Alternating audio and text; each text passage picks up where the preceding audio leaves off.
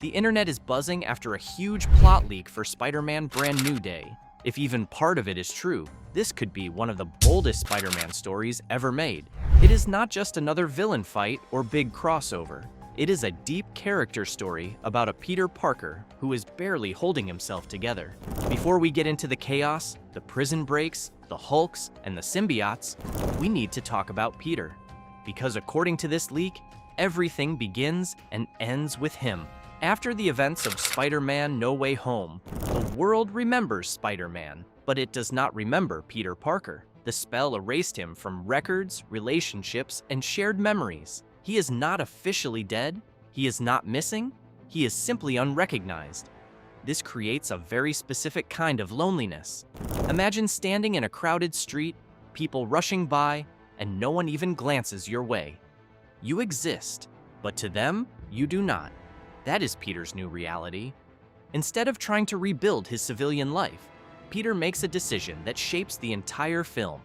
He chooses the mask completely, fully, no half measures. There is no attempt at reconnecting with MJ, no effort to step back into school life, no awkward conversations with Ned. He throws himself into being Spider-Man every hour of every day. Crime goes down because he stops it fast. Arrests go up because he never rests. New York sees him everywhere, swinging from building to building, saving lives nonstop. From the outside, this looks heroic. People cheer him on, but the leak makes it clear that this is not healthy dedication. This is avoidance. Peter is using the mask to run from his pain. He does not want to face the emptiness of losing his friends and his old life.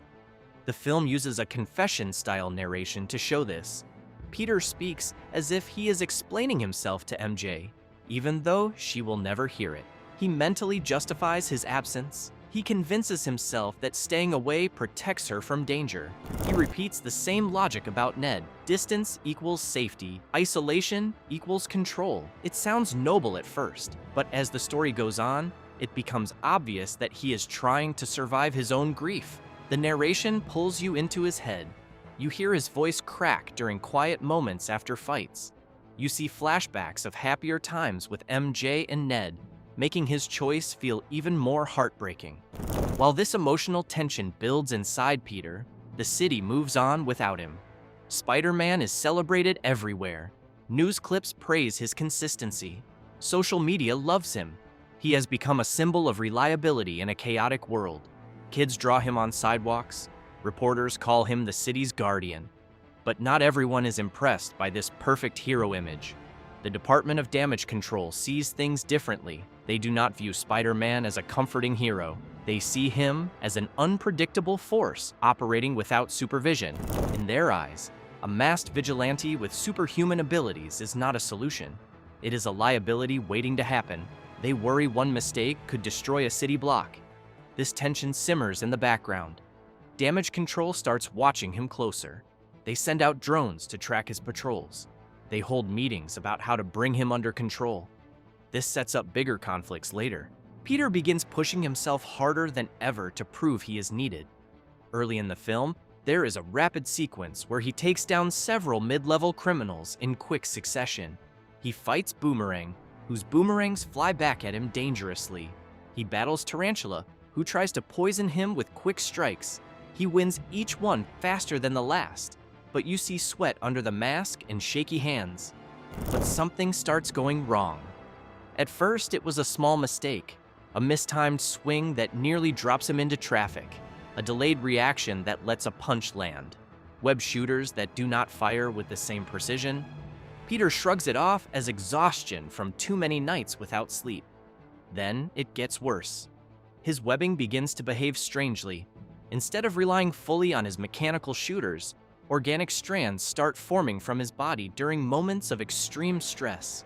This is a big deal. Organic webbing suggests his powers are shifting.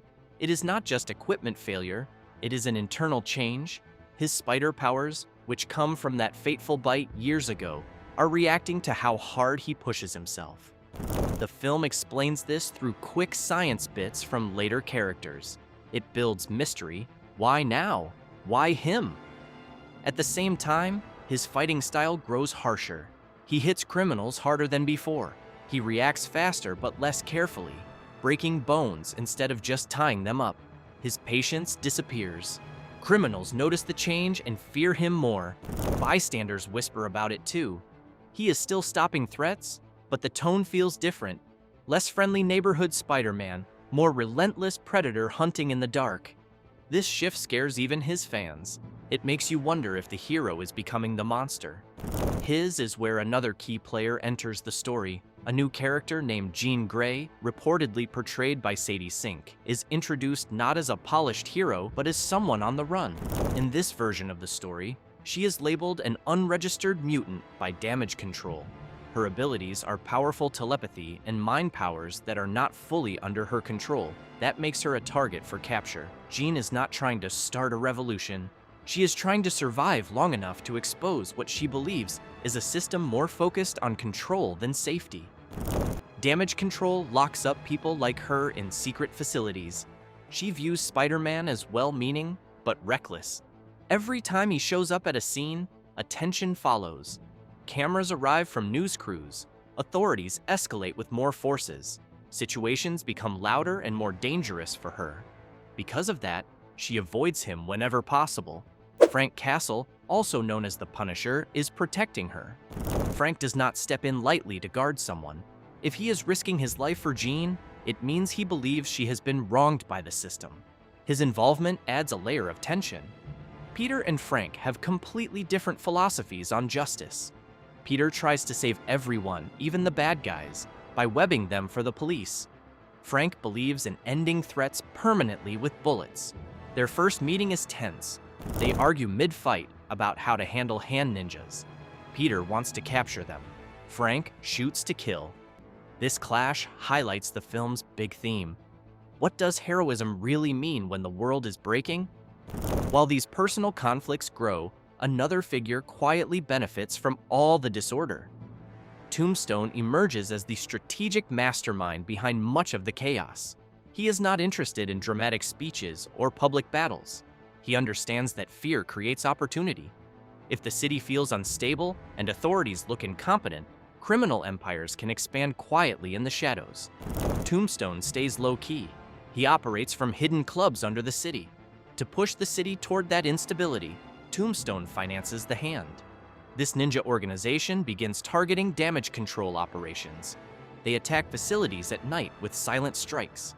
They intercept convoys carrying dangerous prisoners. Public confidence in damage control weakens as news spreads of these failures. At the center of this plan is Mac Gargan. He is a tough criminal already in damage control custody. They decide to transfer him in a heavily armored convoy to demonstrate their authority to the public. It is meant to be a show of strength, but it backfires badly. The Hand attacks mid-transport on a busy highway. Vehicles are disabled with explosives and swords. The highway turns into a war zone with cars flipping and fires everywhere. Spider-Man intervenes to protect civilians caught in the middle. He webs up attackers and pulls people from wrecks. The Punisher joins in from a distance, using sniper fire, which escalates the situation further into total mayhem. In the chaos, the convoy crashes into a nearby prison facility. Walls break open. Gargan escapes amid the confusion. Damage Control loses all credibility with the public. Spider-Man is once again connected to public destruction, even though he tried to help. The news spins it against him. Inside the prison, the fight intensifies even more. Tight corridors fill with hand ninjas. Endless waves of attackers come from every door. Peter's instability resurfaces at the worst possible moment. His webbing misfires wildly. Realizing something is seriously wrong with his body, Peter seeks help from Bruce Banner. Banner is hiding in a secret lab, studying his own Hulk issues. He runs tests on Peter. Banner concludes this is not simple fatigue. Peter's body is adapting under extreme stress. The constant adrenaline rushes, emotional suppression from avoiding his feelings, and total isolation have triggered a biological shift deep in his DNA. It is like his spider powers are evolving to match his broken state. Then comes one of the wildest elements of the leak. Peter forms a cocoon made of his organic webbing. It happens instinctively as a defense mechanism when he feels overwhelmed. Inside the cocoon, His body undergoes a scary metamorphosis. Extra limbs briefly form and twitch. His movements become more animalistic, like a spider waking up. The line between man and spider blurs completely. This scene is terrifying and sad. You see Peter's face twisted in pain through the silk. When he emerges from the cocoon, he is physically stronger but mentally less stable. His senses are sharper, but anger bubbles closer to the surface. Slowly and painfully, Peter regains control. The transformation reverses step by step. Banner develops a stabilizing serum to prevent another full mutation. It is not a perfect cure, but it offers protection while he learns balance. Jean disappears before damage control can capture her. She slips away into the crowds, hinting at bigger stories to come with mutants. With the city finally calmer, Peter makes a brave choice. He approaches MJ as himself, without the mask. She is with Harry Osborn now, starting a new life. Peter does not demand anything back.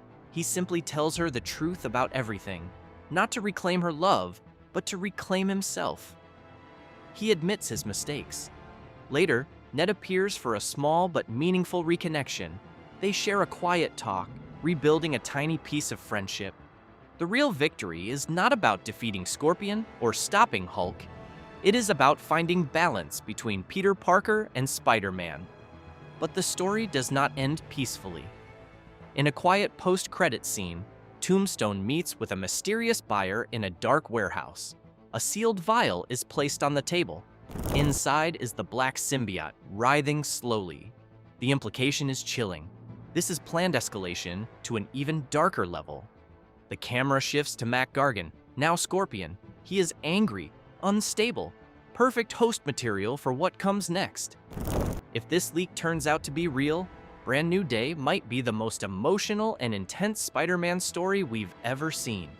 Let me know what you think about this leak in the comments below, and if you're excited for what's coming next.